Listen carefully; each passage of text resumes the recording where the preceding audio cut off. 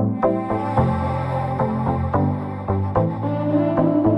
everyone, it's Jonathan and welcome to a very special mini-series. Last week I was invited to Dubuque, Iowa. Nicki, aka Trivial Theater, had gotten some free tickets to the Julien Dubuque International Film Festival and wanted me to join her for the week. I had never been to a film festival. I've always heard about them, especially now getting into the online movie reviewing space. I have friends out in Colorado and Utah who go to a bunch of film festivals. Sundance is the big one, but I had never really thought about going to one on my own, mostly because I live in Iowa and I didn't know there were any near here. Well, it turns out there are, mostly smaller ones, and usually with a niche, but there's actually a pretty decent sized one all the way on the other side of the state that I had no idea existed, and now I had the opportunity to go to for free. So I worked everything out with my job and left Wednesday afternoon, met up with Nicki, and Thursday we set out on the town to watch movies. The films play all over Dubuque in various theaters, some historic theaters and even an opera house, some regular theaters, and some conference rooms that have been turned into temporary theaters with a projector. We recorded every night after we got back from the theater, so we'll have all the reviews of all the movies we watched, so you'll know the best ones to look out for when/if they get a wider release outside the festival circuit.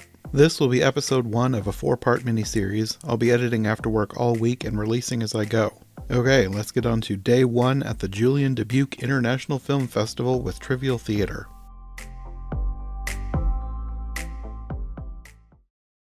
Well, our first in-person podcast. It had to come to it at some point.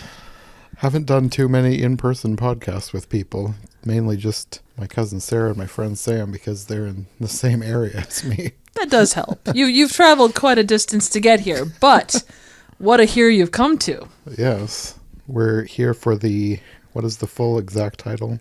So the shortened version is JDIFF. The longer version is the Julien Dubuque International Film Festival. Okay. And I think it's on its 13th year. Okay. So 13th or 12th, but anyway. Yes, you scored us some free tickets, so. I worked my magic, what can I say? So I think we're going to do this in parts. We'll record each night after we get back and talk about what we saw. Absolutely. And that's probably the best way to do it because we're seeing a lot of short blocks as well as feature-length pieces too. So. Mm-hmm. Well, the first one we saw today was called Piggy Duster, which that one was really good. Yeah. Like, I wasn't sure what to expect with that one. It looked decent from the trailer, but sometimes with like indie films, you never know what kind of acting quality you're going to get. So I was hoping that this would be good, and it was. Yeah, it was beautifully shot. The trailer kind of made it look different than what you definitely got in the end product. Mm-hmm. But yeah, I mean, it hit a lot of emotional beats. The photography was gorgeous. Yeah, it kind of hit you where you live if you were in the right place. So, mm-hmm. I think they said they shot on location in Colorado. Yeah, like in a forest. It looked really nice. It did, and I think one of the guys that was up there, I don't know if he was producer or director, but he was saying that his family went there as a child as well. So it was a place well known to him. Mm-hmm. But.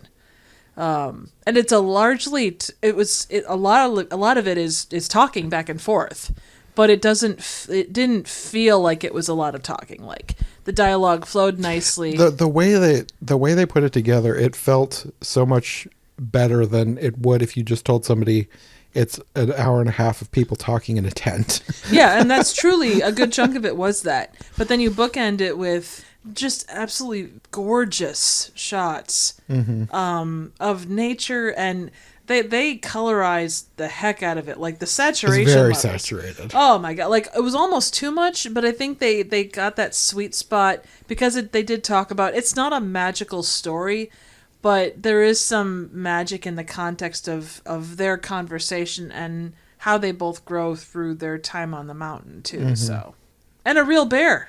Yes, that surprised me the most because, like, in the trailer you saw the shadow of the bear outside, and I was just kind of expecting some sort of a janky puppet, which is fine. Yeah, but I wasn't expecting an actual live bear. So when an actual live bear stuck its head in the tent, I was like, okay, this is pretty great. Yeah, absolutely. And I mean, if you go looking for any of these movies that we're going to talk about, the feature lengths are obviously going to be easier to find than the shorts. Any that you can seek out, are definitely worth looking for. Piggy Duster is they mention Piggy Duster being a line from a movie that the two of them saw when the girl was younger, and they never really say what the movie is. And when I tried to find where that quote was from, it only came up with more promotion for the movie. So Piggy Duster is a pretty easy one to find. Yeah. Although being on the festival circuit, it may be a while before you can find it out and about. But I think it's worth watching. Yeah. Oh, absolutely. Definitely. And it hits some emotional notes, but I don't think it's anything that's going to leave you devastated to the point of not being able to function. You will not be crying in your cereal. So. Yeah. Not sure why cereal. it got more bittersweet towards the end, but it didn't go to a point where I was like, this is too depressing. I don't want to see this ever again. Yeah. Because some movies will end on like a really bad note, and I just, even if it was a great movie, I'm like, I don't want to see that again. But I could watch this one again. Absolutely. And there is that, there is some decent humor. You get the kind of like cringeworthy dad for a while, which is pretty great. It balances humor and like the emotion of the moment pretty well, I would say. Yeah. I don't think you need to mention the name of the short block, really. Just the fact that it was a block of shorts, I suppose. Yeah, I don't even remember what block of shorts it was. I just know we saw a block of shorts next. I mean, it's With Fire and Breath, A Dying Art. With Fire and Breath, A Dying Art that one was probably the shortest one. It was over and done real quick. It was 8 minutes. Yeah, it was this guy was it an island? It was a remote location. I thought it was India. Well, yeah, Southern India, but he lived in a place where it's like far away from what you normally think of when you think of India. He was like out in. It was in the on the border of India on the Arabic Sea. So it's on the western side of India. So. But he was like a jewelry maker. He like did the old school With Fire and Breath is the title. Like that's how he made the jewelry, like to melt the gold and do everything by hand. And he was just talking about it being a dying art. It didn't get and again, it's an 8-minute piece, so you're not going to get real in depth. But yeah, it was an intriguing short, and like any story of a dying art, I mean, you've got an elderly gentleman who is incredibly gifted at his craft. They talk about what he does for the community, how things were, how things are. I mean, that was kind of the length and breadth of it. You really can't say that there was a resolution for it. It did end properly, but yeah, what do you say about a dying art of something like that? The pieces looked beautiful, but I mean, industry standards and what people require being as they are, they're going to do what they do. But yeah. Next one up was the Wilhelm Scream. That one was probably my favorite of this block. Oh yeah, same. Like if anybody is into like movie trivia, they know what the Wilhelm Scream is. But this was a short that kind of went into the backstory of the Wilhelm Scream, figuring out where it came from and who was actually doing the screaming. and that is fascinating because you always hear it was from this. Well, there are two different places where it's assumed that it came from. It was either a guy getting shot in the leg with an arrow and a sound effect added to that, or a guy being eaten by an alligator. It was kind of both. Yeah. Like the guy being shot with the arrow was like how it was discovered. Like it was the first one where they could trace it back to. But I think it was recorded for a movie where a guy was getting eaten by an alligator. Yeah, exactly. And the guy that did the recording of the scream, they actually did what's called vocal forensics, which apparently is as unique to an individual as a fingerprint. But they were able to track it back to the guy who sang One-Eyed, One-Armed Flying Purple People Eater. Which is, I mean, for what the Wilhelm Scream is, that seems heavily appropriate. Yeah. But yeah, the story behind it was fascinating. It actually started as a joke between like a really like very small in-joke between two guys, and it just kind of expanded from there over the course of time. Mm-hmm. So fascinating little short though. Yeah. Up next was probably the next one up is one of the most interestingly titled pieces, existential action thriller. Which is not what the title sounds like. No, it definitely like you think it's probably going to be some kind of either existential crisis or some kind of like very heart pumping movie, and it's kind of the opposite. Yeah. It was pretty entertaining though. It was pretty short, but it was one of those where I wanted more of this person. Oh yeah. Basically this lady who lives out in, I think it was Yucca Valley. I think so. It was a desert. Yeah, Mojave Desert. Mojave Desert. She described it as like one of the hottest places on Earth. If your AC goes out, you're basically dead, but it's the best place on Earth. And she runs what is essentially an artist commune. Kind of, so, like a studio where people come and stay for a while. She's got a bunch of trailers on the land, and yeah, they make stuff. Yeah, and she goes out and like she looks at basically garbage and sees the human body in it. The scene where she's like going at this empty field and just being so entranced by all the like styrofoam cups and just debris blowing across the field. It's like, I don't understand her, but I love her. Oh yeah. Well, and she gives, for lack of a better term, humanity to all of these pieces that she finds, because she asks, what was it in its former life? So if you've got a cup, did it hold coffee? Was it used on a work site? Was it a kit? Those kind of questions. What is it currently, and what has the environment done to it? So if it's been, bleached by the sun, if it's been pierced on a cactus, whatever it might be, and what is its potential, in her hands, basically. So, so she'll take whatever the thing is, she'll cast it in whatever kind of medium, so be it metal, be it like glass. a cardboard box that had been sitting in her yard for a year, withering away. She cast in aluminum, and now it's a sculpture of a squished cardboard box. Yeah, it was a box that was sitting in the rain, and she took it and turned it into this piece of art that she can use to memorialize this box that she saw on her back 40. She's the kind of person, like, her taste is not my taste. But I love that she exists, and I love that she makes this stuff, because she makes the world more interesting. Oh, yeah, absolutely. Like, her passion for weird, existential, quirky things. I guess it's in the title. But all of that stuff just, it breathes life, and it's such a unique perspective. You can't help but be drawn to her. Yeah.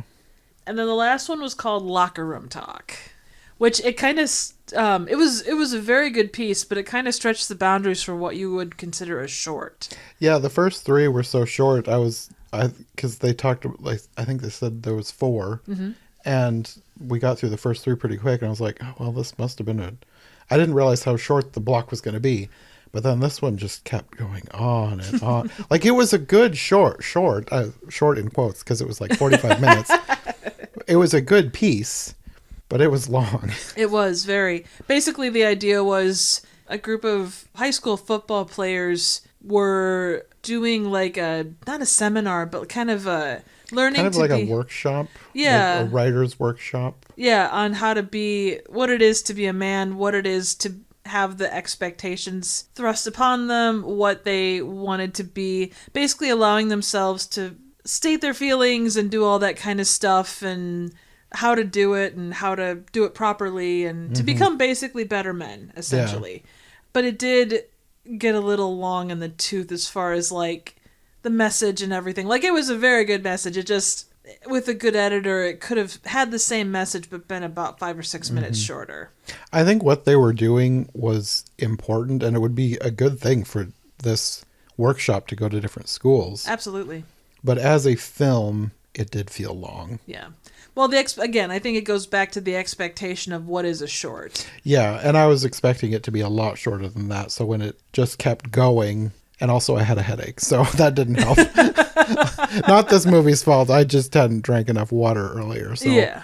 I was kind of ready to get out of there, and then it kept going on and on and on. But yeah, all of these shorts, I highly suggest them. Again, the shorts aren't necessarily the easiest thing to find, but all of these well worth like giving a look. I feel like Locker Room Talk will probably end up on a streaming service Oh, somewhere yeah. because it's 45 minutes long. It's not like No. the with Fire and Breath. That one's 8 minutes.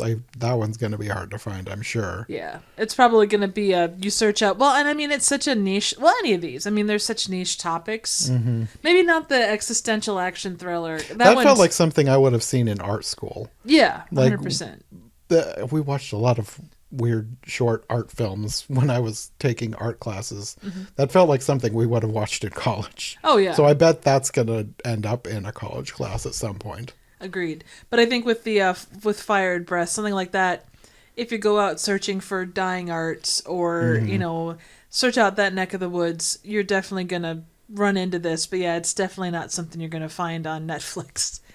But I suppose that one could be maybe uploaded to YouTube, but it depends on how far the person wants to put it out there. very true. And for all of the shorts that we've run across, or you run across generally, the intent from the person that directed it, whether it was a class project or raising awareness for something, or just to tell a good story, it's going to depend on where they want to put it. If they want to monetize it, where do you take it? There's so many different things to consider. The Wilhelm scream, though, that one I feel like that one's one like movie fans would really like that one. Oh God, yeah. So Without hopefully that one ends up somewhere. Yeah, and I'm not sure with something like that if you can find, like if you searched up the production company or maybe just the fact of like Wilhelm Scream movie or something like that. Because it's a great bundle of information in like a 12-minute package. Mm-hmm. It goes by quick. There's a lot of interesting like people interviewed. It's well put together. It was. Sometimes documentaries, even documentary shorts, can feel not just long like Locker Room Talk, but like they feel like they've got too much going on and not enough at the same time. Like talking to too many people, but they're not saying enough interesting stuff. The Wilhelm Scream one, it's like everything was important in that, and they did a really good job turning it into a story. Oh yeah. Yeah, the explanation that they spend dollars on small details, but pennies on the things that really mattered when it comes to a lot of documentary type things. But yeah, no, the Wilhelm Scream was fantastic. It was well put together, and like you said, your favorite of the block, certainly my favorite as well, and Yeah. definitely worth a view. Yeah. But the last thing we saw was a movie called Film is Dead. Long live film. Yeah. Which I think is my favorite thing we saw today. Oh yeah, definitely. And not to say everything else wasn't good, because like the bar was set pretty high with Piggy Duster and those shorts. But yeah, this was next level. Like it's, and again, I think it's again like Wilhelm Scream. It's very much based around people that enjoy movies. Yes. And another documentary that does a lot, but it doesn't feel too long. Like it was pretty long. But it never felt like, okay, when's this going to wrap up? Because everything that they shot and included was important. All the interviews were important. All the B-roll was important. Everything they did served the story, and it was really well put together. Absolutely. A basic story was talking about film preservation, specifically of film stock, and kind of some of the history of that, like how a lot of lost media happens. A lot of stuff, you get these people that collect film and try and salvage what they can, and the director actually followed several collectors through multiple years. Yeah, the movie was made, I think he said, over the course of at least 6 years. Yeah. And the heart that goes into it, you can see that he was very passionate about it. And like any kind of issue you could see with film preservation, they really did hit upon it. Yeah. I mean, everything from, where it was in the 70s and 80s to these people that have been collecting for 40 odd years and they have storage units full, but they can't do anything with a lot of the stuff that they have. And what do you do with it? I mean, there's one, they get a quote from one gentleman that was basically like, the money that was spent on all of these films that could have been put towards a better life for him and his family. But where do you draw the line between hobby and obsession? And they didn't go into it as a bad thing. It was just another piece of the puzzle. Yeah. So. I think his son said something like just something to think about. Yeah. Like it wasn't something he was upset about. No, definitely not. But with any hobby, there's that balance. But with something like this where it is kind of a one-off thing, you lose that piece and it's gone forever. Mm-hmm. So, and I can see why a lot of people tried. It's like trying to, save priceless pieces. So. Mm-hmm. And I know they said for a lot of people it wasn't really about saving that. It was just like they just wanted to do it. Oh, yeah. But even in just wanting to do it, they were still even accidentally preserving history. Absolutely. Which is now more of what's going on. Like, that's more important now than just collecting. Absolutely. But it was really, from both perspectives, it was fascinating. And all the people they interviewed, from doing it all the way back then to now. Mm-hmm. And even the next generation of, like, where it goes from here. Mm-hmm. So, and they even covered film festivals. And, the thing is, they didn't just talk about films film as in movies. They talked about home movies. They talked about, like, reels that used to play at drive-ins. They talked about commercials. Mm-hmm. Basically, anything that was shot on film, they kind of discussed. Mm-hmm. And all of that stuff was important to some aspect of someone's life. Yeah. Even if it's just a snapshot of history and not a, Hollywood movie. Mm-hmm. Yeah, the historical aspect of it is the most interesting thing to me. Very much. Because, like, there's a lot of old movies that's like, it's fine. But, like, the fact that there's so much history that is lost, that's what makes this so important and fascinating to me. Yeah. Like, even if I don't really care about an old movie, I still want it to be preserved, and I still want to see it just because of its historical significance. Oh, yeah. Well, and there's so much, again, you talk about, so much lost media that the movie itself may not have been perfect, but it gains that little extra because it's lost. Yeah. I mean, like, in a lot of the stuff that I review, a lot of those pieces were lost media, or the way that they managed to survive. The story of how how it managed to make it to modern day is probably more interesting than the movie itself. I ran into that earlier this year with the Alice in Russia Land, something I covered for Wonderland Wednesday / Every Version Ever. It's something that the people thought was lost, and that was made in the 90s. Mm-hmm. Oh, wow. But the fact that it was lost and then found again, that to me is more fascinating than the movie itself. Oh, yeah. Because the movie itself was just kind of, that was a thing. But I just thought it was more, the more interesting discussion for that one with me was just the history behind it. Oh, yeah. There was one I ran across when I first started reviewing called Deathbed. And, like, goofy title aside, it was over in the UK. The guy was from California. They were going to distribute it in the UK. There was the guy at the distributor that made a random illegal copy. And they decided not to distribute the movie, so they just dumped the movie. Through this illegal copy, it got spread across Europe and ended up in Australia. And then and this was back in the 70s, it showed up at a film fest in 2009, just out of the blue. And it was premiered there. And then someone managed to get a hold of the director and was talking to him about it. Like, they tracked him down, and then they finally got around to releasing it and distributing it properly. But the fact that it made it all the way around the world over the course of 40 or 50 odd years. And the movie itself it's a strange, abstract movie, but it's so cool that it exists. Yeah. So. Yeah. With so many of those, the story behind it is more fascinating than the movie itself. Oh, yeah. Well, and that's the case again, like the reels and some of the stuff, like you have, there was unknown or footage that had been shot of the guy that kidnapped Charles Lindbergh's baby. And it was footage that was not supposed to have existed. Yeah. And the one collector's dad got it from the guy that shot it because they didn't end up using it for a newsreel. Like, pieces of history like that show you a completely different side of things. It's fascinating. Yeah. Yeah, so of all these, that's probably our highest recommendation if you can find a copy to watch. I think you said it's going to be released on Blu-ray, so. Yeah, I think it was on streaming as well. The studio for that is Cold Eye. He's based out of Boston. I don't think that matters one way or the other, but definitely seek out that one. If you have any interest in film history or just film in general, it's just a fascinating watch. Yeah, definitely. All right. Okay, well, that's probably all for tonight. Yes. So, I guess we'll see you tomorrow.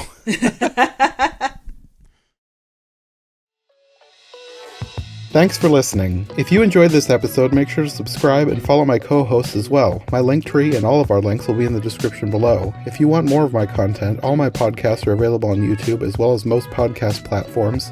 If you enjoyed this show, check out one of the other podcasts or check out my Patreon for bonus and extended episodes you won't find anywhere else. We'll be back soon with another brand new episode, so thanks for listening and we'll see you next time.